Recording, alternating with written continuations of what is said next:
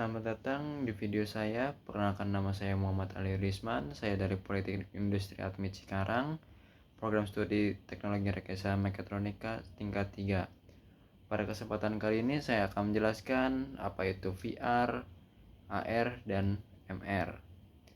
Sebelumnya, pada perkembangan teknologi ini yang kita tahu saat ini berlangsung sangat cepat dan telah mengubah berbagai aspek kehidupan manusia.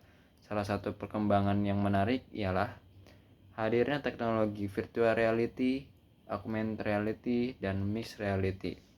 Teknologi-teknologi ini memungkinkan manusia untuk berinteraksi dengan dunia digital dengan cara yang lebih nyata, interaktif, dan imersif. Dibandingkan teknologi konvensional, saat ini VR, AR, dan MR telah digunakan dalam berbagai bidang seperti pendidikan, kesehatan, industri, militer, hiburan, hingga bisnis. Pada video kali ini saya akan membahas apa itu VR, MR, dan AR, dan bagaimana cara kerja mereka, contoh penggunaannya, kelebihan dan kekurangan, serta perbedaan antara virtual reality, augmented, dan mixed reality. Oke. Yang pertama ada virtual reality. Virtual reality adalah teknologi yang memungkinkan pengguna masuk ke dalam lingkungan virtual yang dibuat oleh komputer. Dalam teknologi ini, pengguna akan merasa seolah-olah berada di dunia lain karena seluruh tampilan yang dilihat merupakan hasil simulasi digital. Saat menggunakan VR, pengguna tidak dapat melihat lingkungan nyata di sekitar karena pandangan mereka sepenuhnya tertutupi oleh headset VR. Oleh karena itu, pengalaman yang diberikan sangat mendalam atau sering disebut immersive experience. Cara kerja virtual reality itu yang pertama, beberapa komponen teknologi antara lain ada headset VR, layar beresolusi tinggi, sensor gerakan, kamera pelacak posisi, dan controller atau alat input.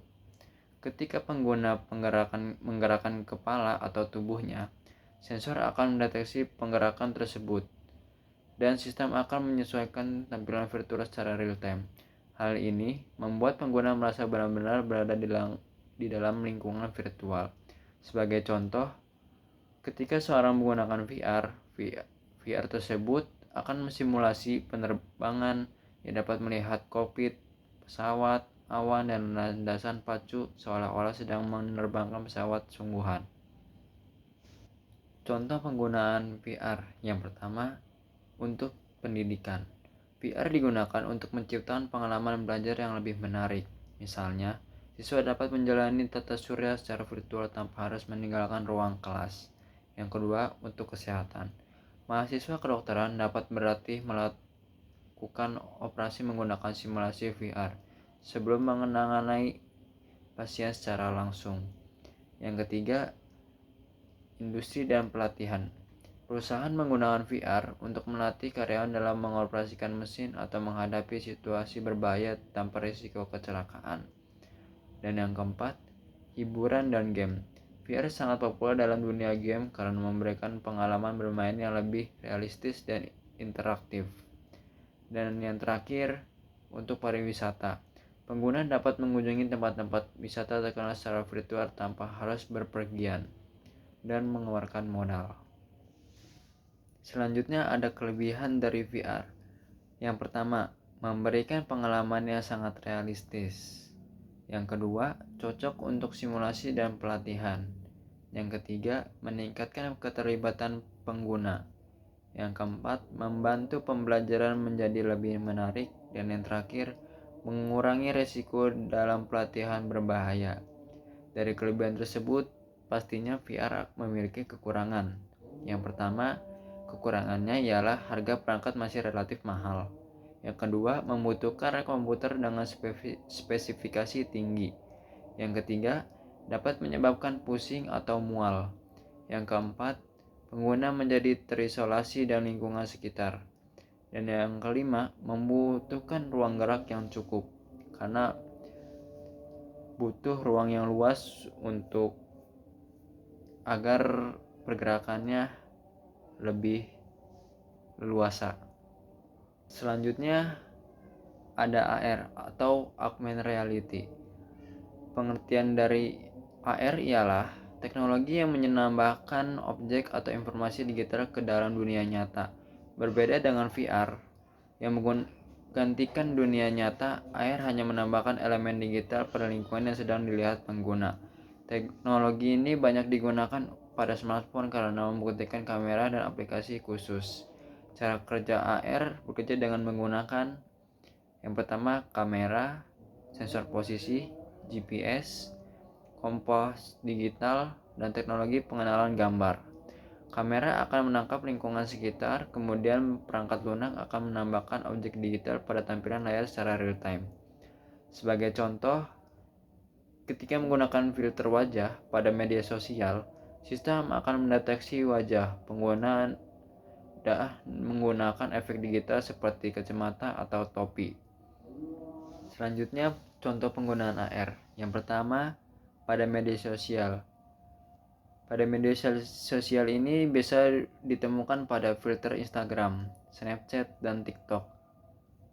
Yang kedua, game. Game ini biasanya ditemukan pada Pokemon Go, memungkinkan pemain menemukan karakter virtual di dunia nyata melalui kamera smartphone. Yang ketiga, pendidikan. AR dapat menampilkan model 3D organ tubuh manusia sehingga siswa lebih mudah memahami materi pelajaran. Yang keempat, belajar online. Pelanggan dapat melihat bagaimana furnitur akan terlihat di rumah mereka sebelum membeli. Yang kelima, navigasi. AR membantu menunjukkan arah secara langsung melalui tampilan kamera smartphone. Selanjutnya ada kelebihan dari AR. Yang pertama, mudah digunakan, tidak memerlukan perangkat mahal, dapat digunakan melalui smartphone, membantu visualisasi informasi, dan yang terakhir praktis untuk kebutuhan sehari-hari. Dari kelebihan tersebut pasti ada kekurangannya. Yang pertama, kurangnya imersif dibanding VR, bergantung pada kualitas kamera, objek virtual terkadang tidak stabil, dipengaruhi kondisi pencahayaan, dan yang terakhir, interaksi dengan lingkungan masih terbatas. Selanjutnya ada penjelasan dari mixed reality. Apa itu mixed reality? Mixed reality ialah teknologi yang menggabungkan keunggulan VR dan AR. Dalam MR, objek virtual dapat ditempatkan di dunia nyata dan berinteraksi dengan lingkungan sekitar secara langsung. MR dianggap sebagai teknologi yang lebih canggih dibandingkan AR karena sistem mampu memahami bentuk dan posisi objek nyata. Cara kerja MR yang pertama menggunakan teknologi seperti kamera canggih, sensor kedalaman, AI, spatial mapping, dan computer vision.